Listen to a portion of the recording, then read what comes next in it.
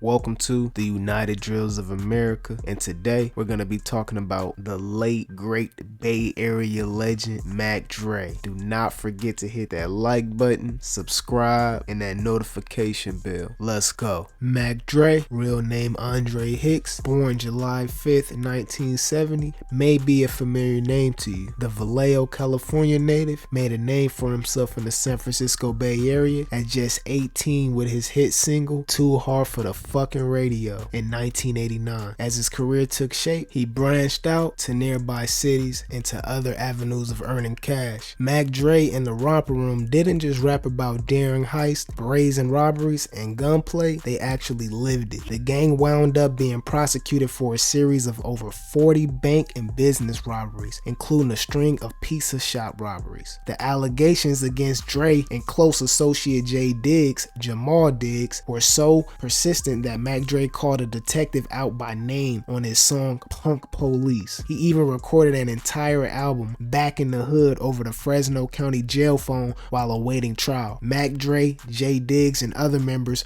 of the label gang would be convicted and sent to federal prison for various terms. After his conviction, the FBI called Bay Area station KMEL and requested I Fought the Law and dedicated it to Mac Dre. That actually happened. The trial was featured in Complex's piece on rap's biggest trials. Upon release from federal custody, Mac Dre and his associates rebranded into Thiz Entertainment in 1999, starting the hyphy movement, which is a subgenre of rap. This is when their music started to become nationally recognized, particularly in Kansas City, Missouri. KC has a culture of being violent and murderous. The year Mac Dre was killed was actually one of the bloodiest. In fact, serial killer Terry Blair had just been captured a few months prior after terrorizing the Prospect Corridor and murdering at least 6 women. Dre would get caught into this culture of violence in the early morning hours of November 1st, 2004. After performing a show in neighboring Kansas City, Kansas on Friday, October 29th, Mac Dre, Keek the Sneak, The Jacka, Messy Marv, Yuck Mouth, and other notable Bay Area artists attended an after party. It is alleged that a minor argument broke out between Mac Dre and the show's promoter, who has never been publicly named. American Gangster also describes an altercation between associates of Tone and Dre that night, but this is not really supported by witnesses. Keek the Sneak would actually tell Vladtv later that he and Mac Mall had an altercation and they are both associates of Mac Dre. J Diggs, who was not present on account of federal probation conditions but was a close friend and partner of Dre, does not put much significance on this disagreement. Yuck Mouth would tell Vladtv that they did indeed get paid and also minimized the issue as a lower than expected turnout for the show. Law enforcement later will find this disagreement with the promoter much more significant. Yuck Mouth and Keek will say the atmosphere in KC was tense. Dre had decided to stay in Kansas City after most of the other artists chose to leave town and had booked a club walkthrough for Halloween night. After leaving this engagement,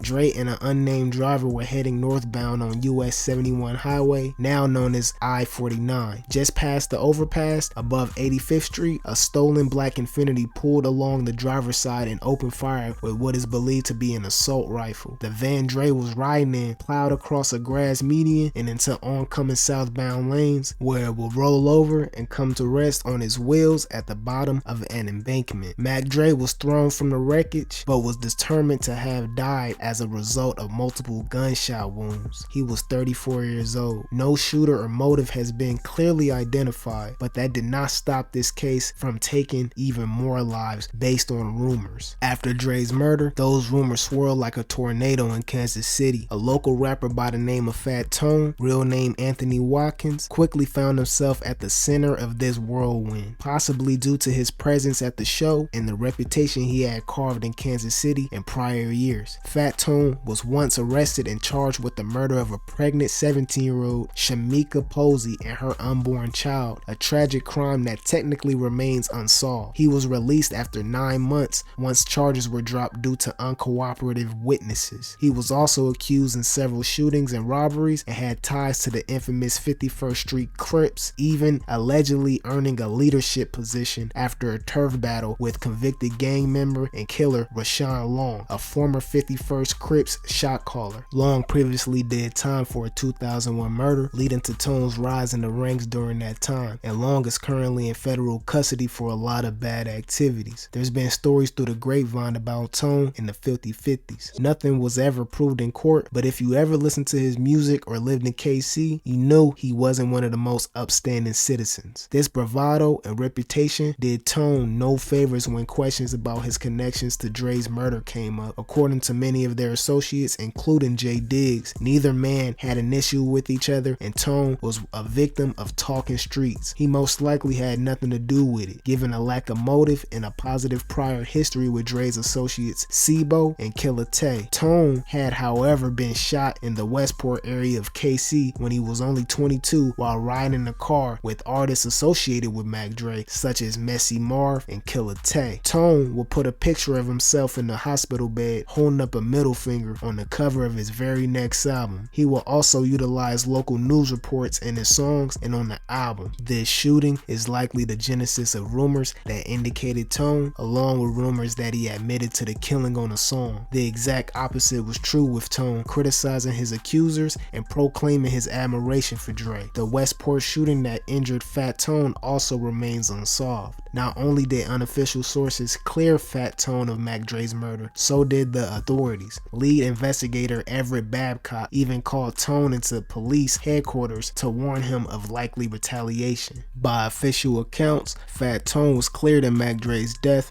but the opinion of the street court differed at the time. Rappers and promoters, as well as co-conspirators and close associates of Mac Dre, Mac Minister and Coleon, real names Andre Dow and Jason Mathis, respectively, were among those that blamed Tone and will retaliate in Las Vegas on May 23, 2005. Fat Tone and Jermaine Cowboy Akins, a federal fugitive, were shot multiple times by an AK-47 and left in an underdeveloped cul-de-sac just 5 blocks from a property rented by Coleon. Cowboy was found in the street and Tone in a 1992 Toyota Tercel. There were rumors at the time that Tone had been castrated, and these would be unfounded. Tone was just 24 and Cowboy was just 22 years old. Mac Minister and Coleon had lured Tone to Las Vegas on the premise of meeting Snoop Dogg, as Minister had promoted a show for Snoop at the MGM Grand. Allegedly, Tone became irritated with Mac Minister after repeated requests for cash and jewelry. He felt they were squeezing him. After the show, the Tercel and the white 2000 Pontiac Sunfire would drive to the murder scene. Cowboy and Tone were probably under the impression they were going to Coleon's rental home nearby, only the Pontiac will leave. The Pontiac was recovered, burnt out, and Mac Dre and Mac Minister's hometown of Vallejo the next day. The Tercel was loaned to Minister's girlfriend by a Berkeley activist. The Pontiac was owned by 21-year-old Lee Danae Lawrenson from Payton, Utah, and a call girl who worked for Minister in Las Vegas. Lawrenson was abused and trafficked by Minister and ultimately found dead with a single gunshot wound in her skull just 2 days after the November 2nd, 2005 indictment of both Minister and Coleon. Lawrenson had bought the ammunition used in Tone and Cowboy's homicides. When approached by investigators before the indictment, she refused to cooperate. That did not help her. Nobody has ever been convicted for her murder. Mac Minister stayed on the run for nearly an entire year after the indictment, even recording the intro to the Game's Doctor's Advocate album while being a fugitive. Minister was arrested March 2nd, 2006. He and Coleon would each be given 4 life sentences without the possibility of parole for the murders of Tone and Cowboy. Minister has given interviews to DJ Vlad from prison, saying that he's been framed due to his celebrity and mutual connections. I honestly believe the Bay Area has never fully recovered from losing the legendary artist, Mac Dre. Mac Dre was the heart and the soul of the music scene in the Bay Area, and his death has definitely impacted a lot of fans and artists, even till this day. Rest in peace, Mac Dre.